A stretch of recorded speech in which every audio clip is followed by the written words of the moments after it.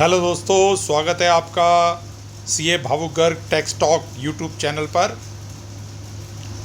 Assessment year 25-26 की ITR 1 अब income tax portal पर लाइव हो चुकी है।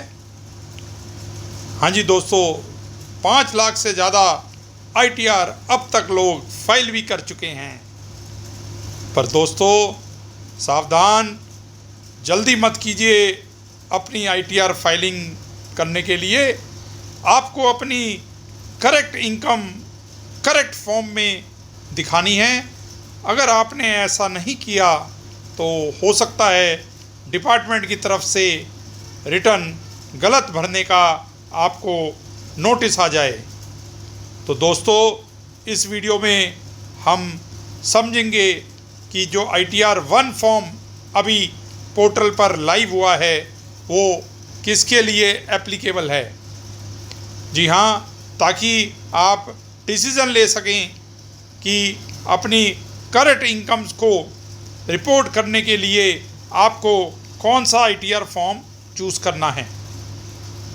दूसरा दोस्तों, आपको अपने 26AS, AIS और TIS को अपनी इनकम से मैच करना है और करेक्ट रिपोर्टेबल इनकम आपको अपनी ITR में शो करनी है। तीसरा दोस्तों, जैसा कि आपको पता होगा कि ओल्ड टैक्स रिजीम में आपको HRA और 80C to 80U की डिडक्शंस मिलती हैं, लेकिन अब new tax regime default regime होने की वजह से सरकार चाहती है कि ज़्यादा से ज़्यादा लोग न्यू टैक्स रिजीम को ऑप्ट करें और अपनी इनकम न्यू टैक्स रिजीम में डिक्लेयर करें। पर जो लोग ओल्ड टैक्स रिजीम में रिटर्न फाइल करने हैं उनके लिए बहुत सारे न्यू डिस्क्लोजर्स आए हैं। तो सरकार उन न्यू डिस्क्लोजर्स के द्वारा बहुत सारी नई इन्फॉर्मेशन आपसे मांग रही है। तो जो लोग अब तक फेक डिडक्शंस लेते थे वो हो जाएं सावधान, क्योंकि इन चेंजेस के द्वारा फेक डिडक्शंस को सरकार ने किया है बाय बाय। तो चलिए स्टार्ट करते हैं। सबसे पहले हमारा ITR 1 सहज फॉर्म, बहुत ही छोटा सा फॉर्म है। समझते हैं कि ये किसके ऊपर एप्लीकेबल होता है। दोस्तों ये एक रेजिडेंट इंडिविजुअल के ऊपर एप्लीकेबल होता है जिसकी इनकम 50 लाख से कम है। जी हाँ दोस्तों, जो रेजिडेंट इंडिविजुअल्स जिनकी सालाना इनकम 50 लाख से कम है वो ITR 1 में अपनी ITR फाइल कर सकते हैं। सबसे पहले ये समझते हैं कि ITR 1 में कौन कौन सी इनकम्स शो करने का कॉलम्स इस फॉर्म में हैं। नंबर 1 है, अगर आप सैलरीड हैं तो आपकी सैलरी इनकम, या अगर आप रिटायर्ड हैं तो आपकी पेंशन इनकम आप इस फॉर्म में शो कर सकते हैं। दूसरा है, अगर आपको एक हाउस प्रॉपर्टी से किराया आता है तो आपको ITR 1 फॉर्म सेलेक्ट करना है। तीसरा है, अगर आपको फैमिली पेंशन इनकम आती है तो आपको ITR 1 फॉर्म सेलेक्ट करना है। चौथा है, अगर आपकी एग्रीकल्चर इनकम सालाना 5,000 रुपये से नीचे की है या 5,000 रुपये तक की है तो भी आप इस ITR 1 फॉर्म में उस एग्रीकल्चर इनकम को रिपोर्ट कर सकते हैं। नेक्स्ट, आपके पास कोई भी इंटरेस्ट इनकम अगर आ रही है, चाहे वो सेविंग बैंक का अकाउंट हो, FD का अकाउंट हो, चाहे इनकम टैक्स का रिफ़ंड अगर आपका पिछले साल का आया है तो उस पर आपका जो इंटरेस्ट इनकम है वो, या और कोई इंटरेस्ट इनकम, तो ऑल इंटरेस्ट इनकम्स आप ITR 1 में रिपोर्ट कर सकते हैं।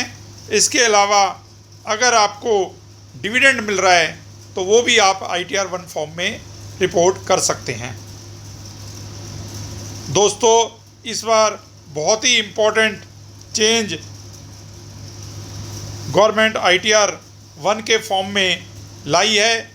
जी हाँ दोस्तों, अगर आपको लॉन्ग टर्म कैपिटल गेन हो रहा है लिस्टेड शेयर्स के ऊपर जो कि एग्जम्प्ट है अप टू 1,25,000 रुपये, तो इस बार आप उसकी income sale consideration minus cost of acquisition ITR 1 form में रिपोर्ट कर सकते हैं। ये एक बहुत ही बड़ी अमेंडमेंट है। अब आपको ITR 2 फॉर्म सेलेक्ट करने की ज़रूरत नहीं है। अगर आपकी long term capital gain listed shares के ऊपर 1,25,000 तक का हो रहा है जो एग्जम्प्ट भी है, उसको आप ITR 1 फॉर्म में रिपोर्ट कर सकते हैं।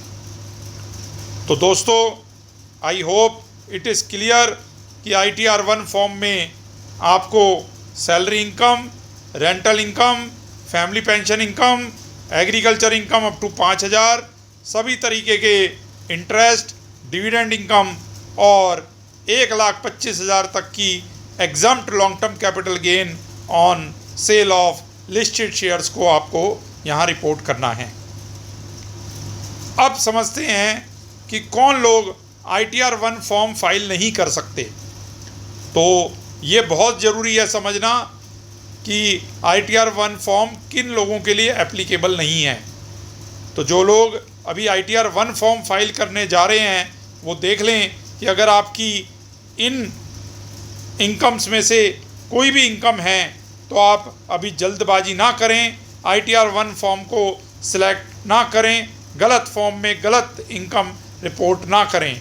सरकार ने डेट इस बार फॉर्म्स की फाइल करने की, रिटर्न फाइल करने की ऑलरेडी 31 जुलाई 2025 से 15 सितंबर 2025 कर दी है, क्योंकि अभी सरकार ITR 2 form, ITR 3 forms, ITR 5 forms और ITR 6 फॉर्म्स अभी तक नहीं ला पाई है। तो चलो दोस्तों, अब समझते हैं कि कौन लोग ITR 1 फाइल नहीं कर सकते। नंबर 1 है, अगर आपको 2 या 2 से ज़्यादा एम्प्लॉयर से सैलरी आ रही है। अगर आपको 2 या 2 से ज़्यादा प्रॉपर्टीज से रेंटल इनकम आ रही है।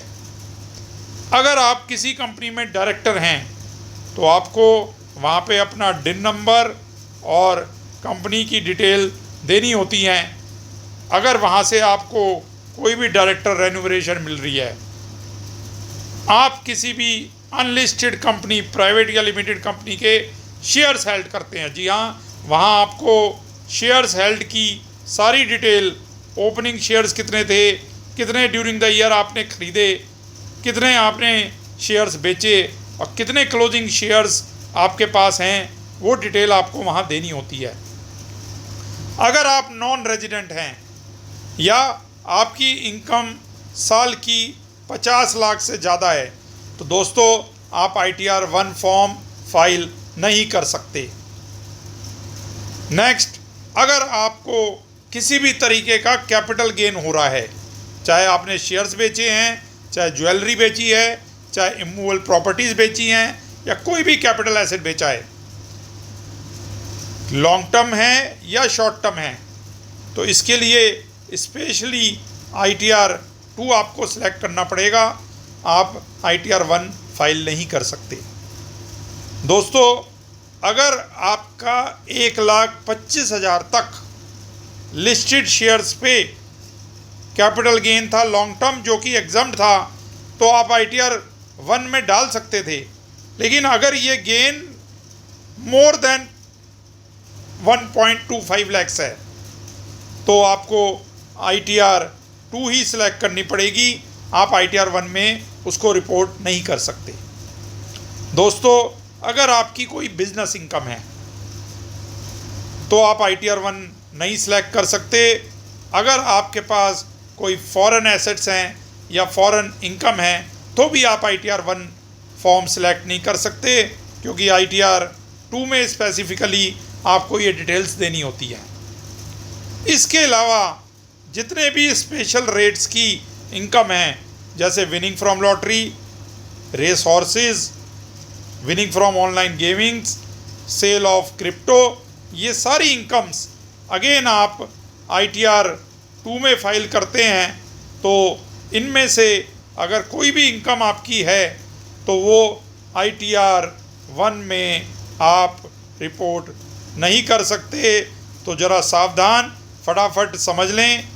अगर आपके पास 2 से ज़्यादा लोगों से सैलरी आ रही है, रेंटल इनकम 2 से ज़्यादा है, आप डायरेक्टर हैं, शेयर्स आपने अनलिस्टेड कंपनी के हेल्ड कर रखे हैं, आप नॉन रेजिडेंट हैं, आपकी इनकम 50 लाख से ज़्यादा है, कोई भी कैपिटल गेन आपको हो रहा है, बिजनेस इनकम है या फॉरेन एसेट्स या इनकम है या स्पेशल रेट्स की इनकम है, तो दोस्तों आप गलती से भी इन इनकम्स को छोड़ते हुए ITR 1 नहीं फाइल करनी है। उस केस में अभी आपको इंतज़ार करना है, उसके लिए आपको ITR 2 ही सिलेक्ट करनी पड़ेगी। अब बहुत ही इम्पोर्टेंट पॉइंट अब हम डिस्कस करने जा रहे हैं कि दोस्तों जैसे आपको पता है जहाँ पे TDS कटता है वहाँ कुछ इनकम्स आपकी 26 AS में रिपोर्ट होती हैं, जैसे salary, rental income, interest on FDR, कोई और interest, dividend income, commission income, कोई प्रॉपर्टी आपने बेची है या ख़रीदी है तो उसका TDS, कोई भी प्रोफेशनल इनकम, आपकी GST की टर्नओवर से रिलेटेड डिडक्शंस वाली इनकम्स, कैश विड्रॉल जो कि सेक्शन 194N में आपका TDS कटता है वो 26 AS में रिपोर्ट होता है, या ऑनलाइन गेमिंग अगर आप जीतते हैं तो वो भी 26 AS में रिपोर्ट होता है। तो दोस्तों 26 AS में अगर आपका TDS कटा है तो वो सारी इनकम्स 26 AS में रिपोर्ट होती हैं। सेम आज के टाइम में जब से आर्टिफिशियल इंटेलिजेंस आई है और गवर्नमेंट ने अपना सॉफ्टवेयर अपडेट किया है, आपकी AIS और TIS की रिपोर्ट भी वहाँ से जनरेट होती है। दोस्तों वहाँ पे अगर आपका TDS कटा है तो सैलरी इनकम वहाँ रिपोर्ट होती है, रेंटल इनकम TDS कटा हो या ना कटा हो, सामने वाला बंदा अगर HRA क्लेम कर रहा है और आपका पैन नंबर उसने अपने एम्प्लॉयर को HRA की डिडक्शन क्लेम करने के लिए दिया है तो वो रेंटल इनकम ऑटोमेटिकली AIS और TIS में आ जाएगी। आपके FD के सारे इंटरेस्ट, सेविंग बैंक के सारे interest, other interest, interest on IT refund, जी हाँ, लास्ट ईयर आपने रिटर्न फाइल करी और इस साल आपको कोई रिफ़ंड आया तो उस रिफ़ंड में जो भी इंटरेस्ट गवर्नमेंट ने आपको दिया वो AIS और TIS में रिपोर्ट होता है। आपकी डिविडेंड इनकम्स, आपकी कमीशन इनकम, आपने कोई भी प्रॉपर्टी बेची या ख़रीदी है, ज़रूरी नहीं है कि TDS कटाओ तभी यहाँ रिपोर्ट हो रहा होगा।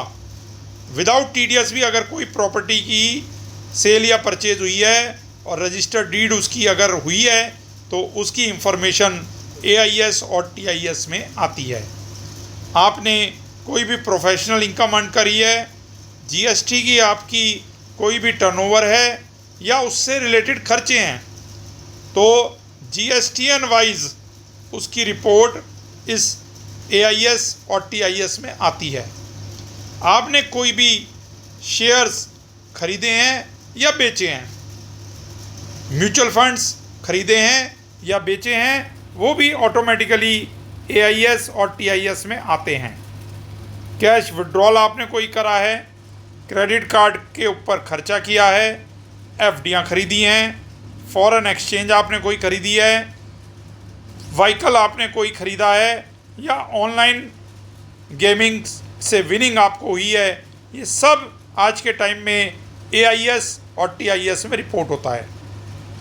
तो दोस्तों जो आपकी एक्चुअल इनकम है उसको आपको यहाँ पे अपनी ITR में फ़ाइल करना है।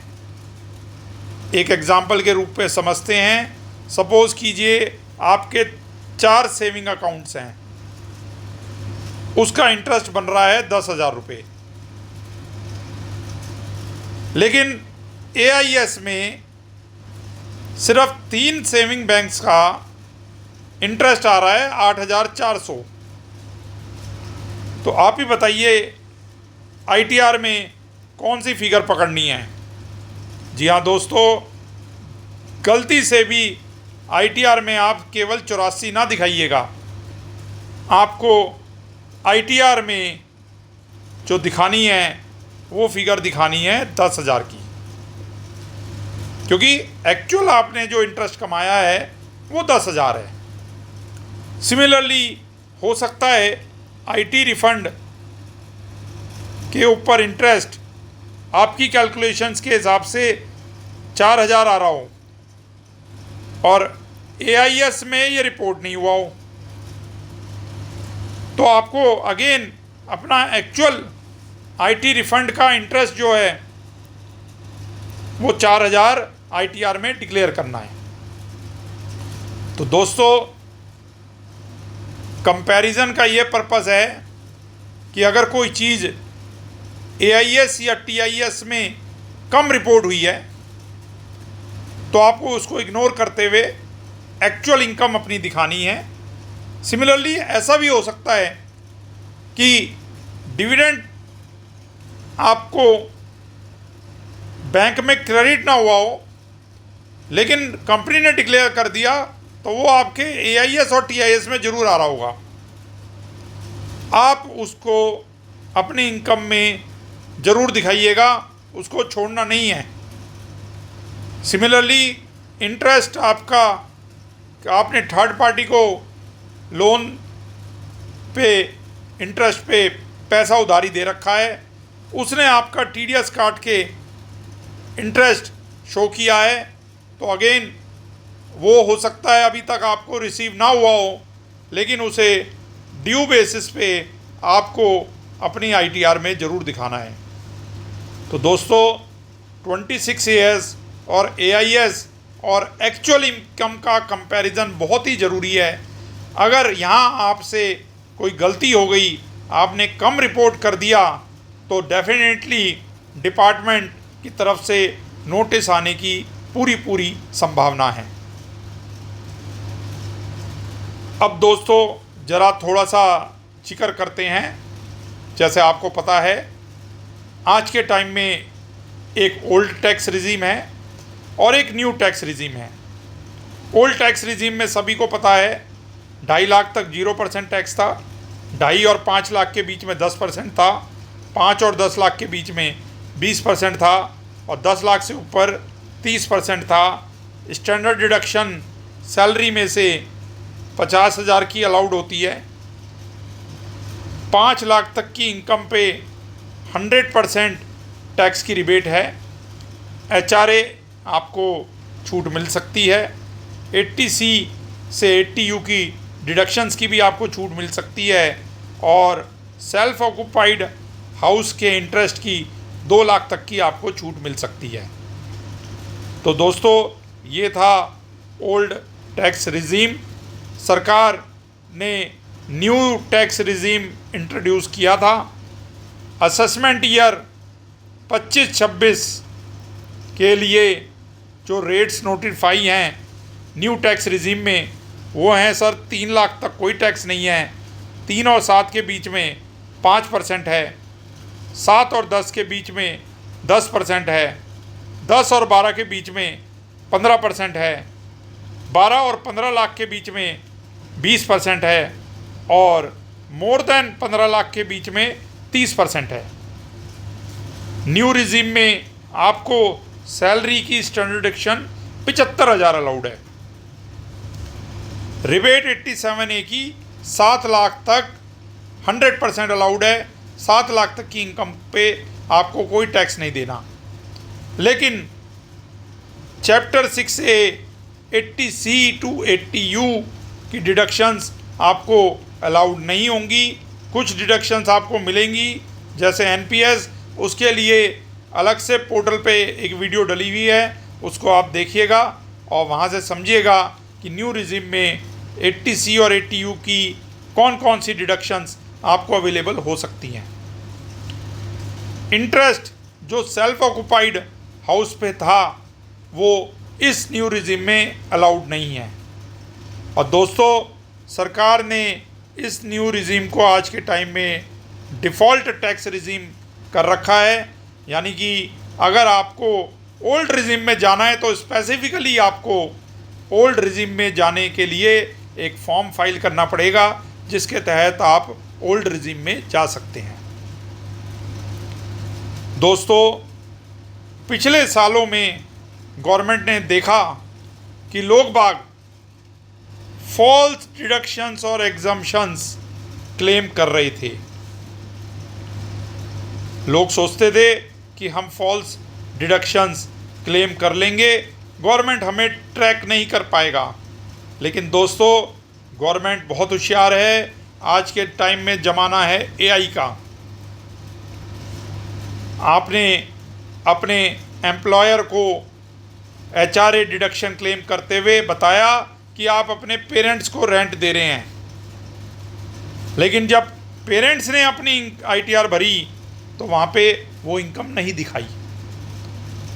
तो ऐसे बहुत सारे केसेस गवर्नमेंट ने आइडेंटिफाई किए और उसमें 200% तक की पेनल्टी लगाने का प्रावधान एक्ट में है। और वहाँ पे उन फॉल्स डिडक्शंस क्लेम्स करने वालों को नोटिस इशू हुए। इसी चीज़ को ध्यान में रखते हुए गवर्नमेंट न्यू टैक्स रिजीम का कॉन्सेप्ट लेकर आई थी कि लोग बाग ज़्यादा से ज़्यादा न्यू टैक्स रिजीम में रिटर्न फाइल करें और डिडक्शंस, फॉल्स डिडक्शंस को बाय बाय कहा जाए। अब इस साल इस ITR फॉर्म में, जी हाँ, ITR 1 में न्यू डिस्क्लोजर गवर्नमेंट लेकर आई है। अगर आप HRA की डिडक्शन क्लेम कर रहे हैं तो अब आपको प्लेस ऑफ वर्क, HRA कितना मिला, क्या आपने रेंट पे किया, क्या आपकी बेसिक सैलरी थी, क्या आपका DA था, ये इंफॉर्मेशन फॉर्म में मैंडेटरी हो जाएगी, देना ही पड़ेगा। फ्यूचर में हो सकता है गवर्नमेंट आपसे पैन ऑफ लैंडलॉर्ड भी मांग ले। जी हाँ, ये अमेंडमेंट आने की बहुत बड़ी संभावना है कि आपसे पैन ऑफ लैंडलॉर्ड भी मांग लिया जाए। तो दोस्तों सावधान, अगर आप कोई फेक डिडक्शन क्लेम करने की सोच रहे हैं तो बिल्कुल भी फेक डिडक्शन क्लेम ना कीजिएगा। अगर आपने एक्चुअल रेंट पे किया है, एक्चुअल रेंट पे किया है तो ही HRA की डिडक्शन क्लेम कीजिएगा। नेक्स्ट चेंज जो गवर्नमेंट लेकर आई है सर, 80C की डिडक्शन आप क्लेम करते हैं, मैक्सिमम लिमिट 1.5 लाख रुपए होती है। इसमें आप LIC, PPF, स्कूल फीस, ये सभी की आप डिडक्शंस क्लेम करते हैं। तो इस बार गवर्नमेंट ने क्या चेंज लाया है, आपसे नेचर ऑफ पेमेंट पूछ रही है, कितना अमाउंट आपने पे किया है ये पूछ रही है, और पॉलिसी नंबर और डॉक्यूमेंट आइडेंटिफिकेशन नंबर। जी हाँ, पॉलिसी नंबर और डॉक्यूमेंट आइडेंटिफिकेशन नंबर आपको ज़रूर देना है। तो ये बहुत बड़ा चेंज है। अब आप 80C में अपनी मर्जी से फॉल्स क्लेम नहीं कर पाएंगे, एक्चुअल आपको पॉलिसी नंबर और डॉक्यूमेंट आइडेंटिफिकेशन नंबर देना पड़ेगा। नेक्स्ट चेंज है सर मेडिक्लेम। मेडिक्लेम में आप 25,000 तक की मैक्सिमम छूट ले सकते हैं, और अगर सीनियर पेरेंट्स का आप पे कर रहे हैं तो वहाँ पे मैक्सिमम 50,000 तक की छूट ले सकते हैं। अब इस बार आपको नेम ऑफ इंश्योरेंस कंपनी देना है, पॉलिसी नंबर देना है, रिसीप्ट नंबर देना है और हेल्थ इंश्योरेंस की अमाउंट देना है। ये एक नया कॉलम 80D का ITR में 1 में डाला गया है। आपको ये सारी डिटेल्स उस फॉर्म में भरनी है। नेक्स्ट चेंज है दोस्तों, अगर आपने एजुकेशन लोन के लिए कोई इंटरेस्ट पे करा है एजुकेशन लोन पर, तो अब आपको लोन किससे लिया है उसका IFSC कोड, उसका पैन नंबर, उसका नाम, उसका लोन का account number, date of sanction, कितना अमाउंट आपने लोन का लिया है, कितना लोन आपका 31 मार्च को आउटस्टैंडिंग है और कितना आपने इंटरेस्ट 80E में पे किया है। तो बहुत ही डिटेल्ड सरकार आपसे जानकारी मांग रही है कि आपने लोन किससे लिया है, क्या उसका IFSC कोड है, क्या पैन नंबर है, क्या नाम है, लोन का account number, date of sanction, total amount आपने कितना लिया है, कितना लोन आउटस्टैंडिंग है और कितना इंटरेस्ट आप क्लेम करने जा रहे हैं। तो अगेन फेक डिडक्शंस के ऊपर रोक लगाने के लिए ये नया डिस्क्लोज़र अब ITR 1 की रिटर्न में आ चुका है। बिल्कुल सेम लाइन पे 80EE और 80EEA interest on home loan की छूट के लिए सेम वही चीज़, लोन किससे लिया है, IFSC कोड, पैन, नेम, कितना लोन लिया है, क्या डेट ऑफ सैंक्शन है, अमाउंट ऑफ लोन कितनी है, आउटस्टैंडिंग कितना है और इंटरेस्ट आप कितना क्लेम कर रहे हैं, ये इंफॉर्मेशन आपसे मांगी जा रही है। अगर आपने इलेक्ट्रिकल व्हीकल ख़रीदने के लिए कोई लोन लिया है और उसके इंटरेस्ट की आप छूट लेना चाहते हैं सेक्शन 80EB में, तो again same information with vehicle registration number और इंटरेस्ट आप कितना क्लेम कर रहे हैं वो इंफॉर्मेशन आपसे अब ITR के फॉर्म में मांगी जा रही है। लास्टली 80U, 80DD या DDB, जी हाँ, डिसेबिलिटी और मेडिकल एक्सपेंडिचर से रिलेशन में अब आपसे nature of disability, type of disability, 10IA का एक्नॉलेजमेंट नंबर और UDID नंबर मांगा जा रहा है।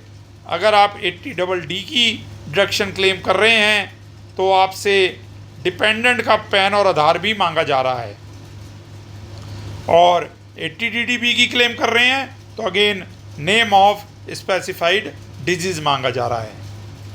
तो दोस्तों, आपको सावधान हो जाना है, अपनी सारी इनकम्स करेक्टली ITRs के फॉर्म्स में रिफ्लेक्ट करनी है, कोई भी इनकम छोड़नी नहीं है, सही इनकम को करेक्ट ITR फॉर्म में फाइल करना है।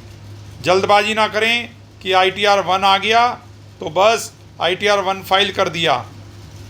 हो सकता है कुछ ऐसी इनकम्स हो जो ITR 1 में अभी रिपोर्ट ही नहीं हो सकती, तो आप इंतज़ार करिए। ड्यू डेट इस बार 31 जुलाई से बढ़ाकर 15 सितंबर कर दी गई है। करेक्ट फॉर्म का इंतज़ार करके अपनी करेक्ट इनकम को रिपोर्ट कीजिए।